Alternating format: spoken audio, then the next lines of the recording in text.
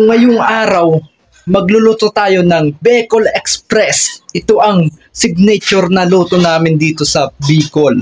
Kaya, samahan nyo kami kung paano lutuin ito. Let's go! Iiwain natin ang baboy ng parang pang-igado lang guys dahil pang Bicol Express. So, ayun guys, iiwain natin ng napakalupit.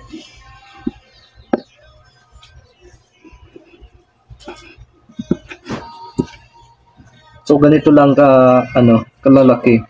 Parang mag-iigado tayo.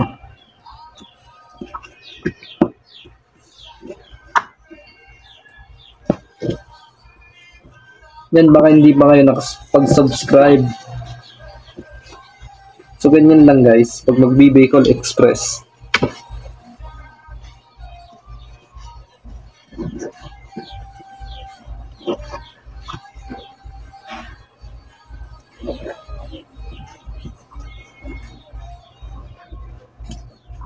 So ngayon, ilalagay na natin.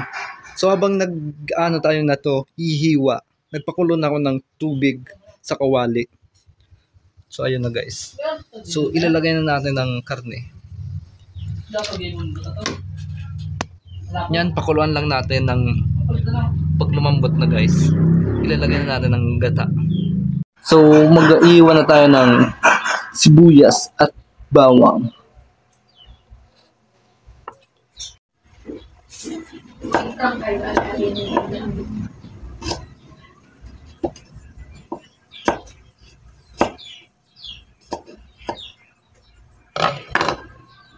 Guys, lagyan na natin ng sibuyas at bawang para lumasa na pag kumulo.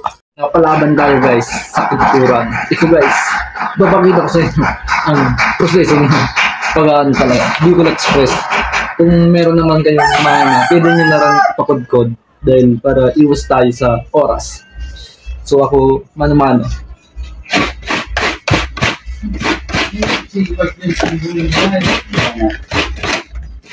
Wala bro, hindi. So ganyan pag pupudkod. Papawisan tayo dito sa suot natin.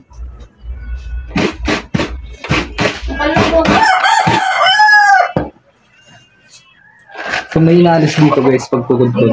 Ito.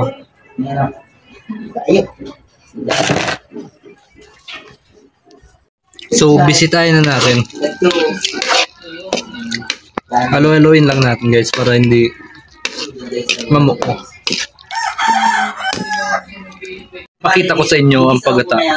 So lalagyan natin ng isang tasa.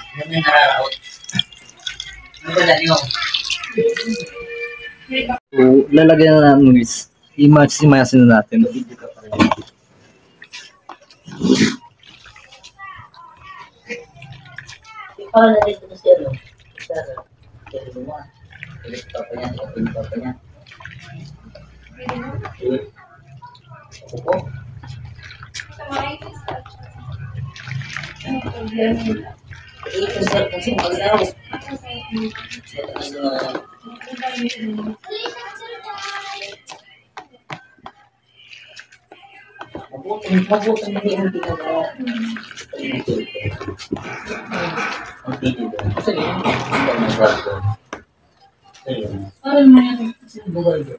Iwan na tayo ng sili guys.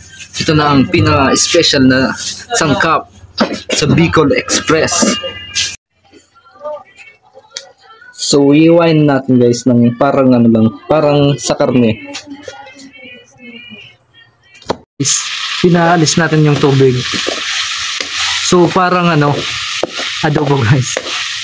Papamantikain natin guys bago natin ilagay yung gata para mas lalong sumarap. Amoy na guys.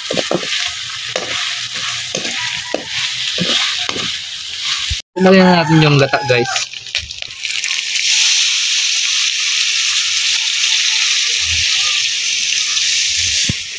So ayun guys, habang pinapakuluan natin, halo-haloin natin guys dahil bumubuo ang gata. So lalagyan na natin ng asin. Pagururang naman kaya. So, ilalagay na natin ang pinakamasarap na sangkap. Sili, guys. 1 kilong sili yan, guys.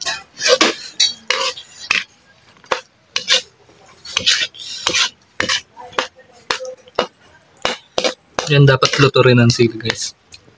So, ano lang, konti na lang yung apoy natin. Kaya initin lang natin. So, ayun na guys, luto na. Ano pang hinintay nyo? Let's go! Kainan na, sarap magkamay.